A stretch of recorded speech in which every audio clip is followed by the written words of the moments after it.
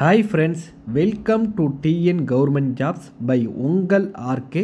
So நமக்கு இன்றைக்கி job vacancies எங்கேருந்து வந்திருக்கு அப்படின்னு பார்த்தீங்கன்னா சென்ட்ரல் வேர் ஹவுசிங் கார்பரேஷன், அதாவது ஷார்ட்டாக சிடபிள்யூசி அப்படின்னு வந்து சொல்லுவோங்க. ஸோ இது வந்து பார்த்திங்கன்னா ministry of consumer affairs food and public distribution இந்த டிபார்ட்மெண்ட்டுக்கு கீழே இயங்கிட்டு வர நிறுவனம் தாங்க இந்த central warehousing corporation. So இந்த கம்பெனியோட மெயினான ரோல் என்ன அப்படின்னு பார்த்தீங்கன்னா விவசாய பொருட்கள் மற்றும் உணவு உற்பத்தி பொருட்கள், அரசு உபகரணங்கள் போன்றவற்றை சிறந்த முறையில் சேமித்து வைக்கும் நிறுவனம் தாங்க இந்த central warehousing corporation. So இது வந்து பார்த்திங்கன்னா ஒரு பர்மனன்ட் சென்ட்ரல் கவர்மெண்ட் ஜாப் தாங்க. இதுக்கு 38 மாவட்டத்தை சேர்ந்த ஆண்கள் மற்றும் பெண்கள் இருப்பாளருமே வந்து அப்ளை பண்ணிக்கலாம். இதற்கான சேலரி அப்படின்னு பார்த்தீங்கன்னா 50,000 ரூபா பர் மந்த்துக்கு அப்படின்னு வந்து சொல்லியிருக்காங்க. நீங்கள் ஃப்ரெஷராக இருந்தாலே போதும், உங்களுக்கு எந்த விதமான எக்ஸ்பீரியன்ஸும் வேண்டாம் அப்படின்னு வந்து சொல்லியிருக்காங்க. இதுக்கு நீங்கள் டிகிரி படிச்சிருந்தா எலிஜிபிலிட்டி அப்படின்னு வந்து சொல்லியிருக்காங்க. ஸோ என்ன போஸ்டிங் இவங்க ரெக்யர்மெண்ட் பண்ணுறாங்க அப்படின்னு பார்த்தீங்கன்னா ஜூனியர் பர்சனல் அசிஸ்டன்ட் இந்த போஸ்டிங் தான் இவங்க வந்து ரெக்யர்மெண்ட் பண்ணுறாங்க. மொத்தம் 16 வேக்கன்சிஸ்ங்க. பேசிக் பேவாக 29,000 சொல்லியிருக்காங்க. அலவன்சஸ்லாம் சேர்த்தா பர் மந்த்துக்கு 50,000 ரூபா உங்களுக்கான சேலரி அப்படின்னு வந்து சொல்லியிருக்காங்க. அதிகபட்சமாக 28 வயசு வரை நீங்கள் வந்து அப்ளை பண்ணிக்கலாம் அப்படின்னு வந்து சொல்லியிருக்காங்க.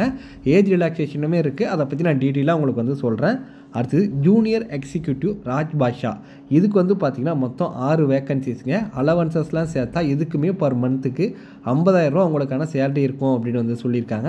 ஸோ இதுக்குமே 28 வயசு வரை நீங்கள் வந்து அப்ளை பண்ணிக்கலாம் அப்படின்னு வந்து சொல்லியிருக்காங்க. ஸோ மினிமம் ஏஜ் பார்த்திங்கன்னா 18 வயசு வந்து நீங்கள் கம்ப்ளீட் பண்ணியிருக்கணும் அப்படின்னு வந்து சொல்லியிருக்காங்க. ஸோ இதோட செலெக்ஷன் ப்ரொசீஜரை பொறுத்தவரையும் ஜூனியர் பர்சனல் அசிஸ்டன்ட் இதுக்கு வந்து பார்த்திங்கன்னா ஆன்லைன் டெஸ்ட் இருக்கும், ப்ளஸ் ஸ்கில் டெஸ்ட், அதாவது ஸ்கில் டெஸ்ட் பார்த்திங்கன்னா டைப்பிங் அண்ட் ஸ்டெனோகிராஃபி இருக்கும் அப்படின்னு வந்து சொல்லியிருக்காங்க, ப்ளஸ் டாக்குமெண்ட் வெரிஃபிகேஷன் அப்படின்னு வந்து சொல்லியிருக்காங்க. அடுத்தது ஜூனியர் எக்ஸிக்யூட்டிவ் ராஜ்பாஷாக்கு பார்த்திங்கன்னா online test plus document verification அப்படின்னு வந்து சொல்லியிருக்காங்க. ஸோ இதுக்கு ஆன்லைன் போர்ட்டலில் அப்ளை பண்ணுறதுக்கான ஸ்டார்டிங் டேட் அப்படின்னு பார்த்தீங்கன்னா 17/10/2025 ஸ்டார்ட் ஆகுது. லாஸ்ட் டேட்டை பொறுத்தவரையும் 15/11/2025 வரையும் உங்களுக்கு டைம் இருக்குது அப்படின்னு வந்து சொல்லியிருக்காங்க. அதேமாரி உங்களோட அஃபிஷியல் வெப்சைட்டை ரெகுலராக வந்து உங்களை வாட்ச் பண்ண சொல்லியிருக்காங்க. எந்த டீட்டெயில்ஸ் எந்த அப்டேட்டாக இருந்தாலும் எங்கள் அஃபிஷியல் வெப்சைட்டை தான் நாங்கள் வந்து ரிலீஸ் பண்ணுவோம். ஸோ ரெகுலராக எங்கள் வந்து வெப்சைட்டை வந்து நீங்கள் வாட்ச் பண்ணுங்கள் அப்படின்னு வந்து சொல்லியிருக்காங்க. கல்வி தகுதியை பொறுத்தவரையும் 15/11/2025 படி இவங்க கேட்டிருக்க கல்வி தகுதியை நீங்கள் வந்து ஃபுல்ஃபில் பண்ணியிருக்கணும் அப்படின்னு வந்து சொல்லியிருக்காங்க. ஜூனியர் பர்சனல் அசிஸ்டண்ட்டுக்கு பார்த்தீங்கன்னா நீங்கள் ஏதாவது ஒரு டிகிரி முடிச்சிருக்கணும் அப்படின்னு வந்து சொல்லியிருக்காங்க. அது கூட அடிஷ்னலாக 1 year course in office management and secretarial practice அல்லது அதுக்கு ஈக்குவலண்ட்டான கோர்ஸ் ஏதாவது ஒன்று கோர்ஸ் வந்து நீங்கள் கம்ப்ளீட் பண்ணியிருக்கணும் அப்படின்னு வந்து சொல்லியிருக்காங்க. அது கூட உங்களுக்கு டைப்பிங்குமே தெரிஞ்சிருக்கணும் அப்படின்னு வந்து சொல்லியிருக்காங்க. அடுத்தது ஜூனியர் எக்ஸிக்யூட்டிவ் ராஜ்பாஷாக்கு பார்த்தீங்கன்னா நீங்கள் வந்து கிராஜுவேட், அதாவது இங்கிலீஷை வந்து படிச்சிருக்கணும். அது கூட எலெக்டிவ் சப்ஜெக்டாக இந்தியை வந்து ஒரு சப்ஜெக்டாக வந்து எலெக்டிவ் சப்ஜெக்டாக எடுத்து படிச்சிருக்கணும் அப்படின்னு வந்து சொல்லியிருக்காங்க. அப்படி இல்லைனா டிகிரி ஆர் டிப்ளமோவில் பிஏ இன் ஹிந்தி வந்து படிச்சிருக்கணும் அப்படின்னு வந்து சொல்லியிருக்காங்க. ஸோ இதுக்கு வந்து பார்த்திங்கன்னா ஹிந்தி சாஃப்ட்வேர் அப்ளிகேஷன் ஒர்க் பண்ண தெரிஞ்சிருந்தால் எக்ஸ்ட்ரா வந்து அட்வான்டேஜ் அப்படின்னு வந்து சொல்லியிருக்காங்க உங்களுக்கு. ஸோ ஏஜ் ரிலாக்ஸேஷனை பொறுத்தவரையும் எஸ்சி மற்றும் எஸ்டியாக இருந்தீங்கன்னா 5 இயர்ஸ் ஏஜ் ரிலாக்ஸேஷன், ஓபிசியாக இருந்தீங்கன்னா 3 இயர்ஸ் ஏஜ் ரிலாக்ஸேஷன், மாற்றுத்திறனாளி நண்பர்களாக இருந்தால் 10 இயர்ஸ் வந்து ஏஜ் ரிலாக்ஸேஷன் அப்படின்னு வந்து சொல்லியிருக்காங்க. ஸோ அடுத்தது வந்து பார்த்திங்கன்னா ஜென்ரல் இன்ஸ்ட்ரக்ஷன் தான் உங்களுக்கு வந்து கொடுத்துருக்காங்க. ஸோ இதுக்கான ஆன்லைன் எக்ஸாமினேஷன் பொறுத்தவரையும், அதாவது ஜூனியர் பர்சனல் அசிஸ்டண்ட்டுக்கு பார்த்தீங்கன்னா மொத்தம் 152 கொஸ்டின், மொத்தம் 180 மார்க் அப்படின்னு வந்து சொல்லியிருக்காங்க. டைம் வந்து பார்த்திங்கன்னா உங்களுக்கு 2.5 மணி நேரம் உங்களுக்கான எக்ஸாமினேஷன் டைம் அப்படின்னு வந்து சொல்லியிருக்காங்க. ஸோ அடுத்தது வந்து பார்த்திங்கன்னா ஜூனியர் எக்ஸிக்யூட்டிவ் ராஜ்பாஷாக்கு பார்த்திங்கன்னா அதுக்குமே 152 கொஸ்டின் 200 மார்க்கு. இதுக்கான டைம் பார்த்திங்கன்னா மொத்தம் 3 மணி நேரம் அப்படின்னு வந்து சொல்லியிருக்காங்க.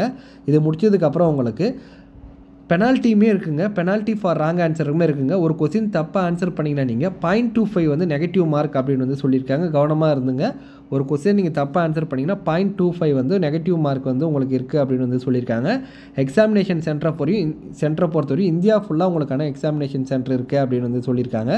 ஸோ அடுத்தது பார்த்திங்கன்னா கடைசியாக டாக்குமெண்ட் வெரிஃபிகேஷன், ஸ்கில் டெஸ்ட் இருக்கும் அப்படின்னு வந்து சொல்லியிருக்காங்க. ரெண்டுமே வந்து பார்த்திங்கன்னா டெல்லியில் தான் வந்து document verification and skill test ரெண்டுமே வந்து பார்த்திங்கன்னா டெல்லியில் தான் நடக்கும் அப்படின்னு வந்து நம்மளுக்கு சொல்லியிருக்காங்க. அதே மாதிரி பார்த்திங்கன்னா பாண்டுமே இருக்குங்க. அதாவது இப்போ எல்லா கம்பெனிலையுமே வந்து பாண்டுன்றதை கொண்டு வந்துட்டாங்க. அதாவது மினிமம் 2 இயர்ஸ் இந்த கம்பெனியில் நீங்கள் செலக்ட் ஆகிட்டிங்கன்னா மினிமம் 2 இயர்ஸ் இந்த கம்பெனியில் வந்து ஒர்க் பண்ணணும். இன்கேஸ் பர்சனல் ரீசனுக்காக நீங்கள் வெளில போகிறீங்க அப்படின்னு பார்த்தீங்கன்னா நீங்கள் 50,000 ரூபா அந்த கம்பெனிக்கு வந்து பேமெண்ட் பண்ணுற மாதிரி இருக்கும் அப்படின்னு வந்து சொல்லியிருக்காங்க. ஒன்ஸ் நீங்கள் 2 வருஷம் கம்ப்ளீட் பண்ணிட்டீங்க அப்படின்னா உங்களுக்கு எந்த விதமான பேமெண்ட்டும் நீங்கள் கட்ட தேவையில்ல. ஆனால் அதுக்குள்ளே போகிறீங்கன்னா கண்டிப்பாக நீங்கள் 50,000 ரூபா பேமெண்ட் பண்ணணும் அப்படின்னு வந்து சொல்லியிருக்காங்க.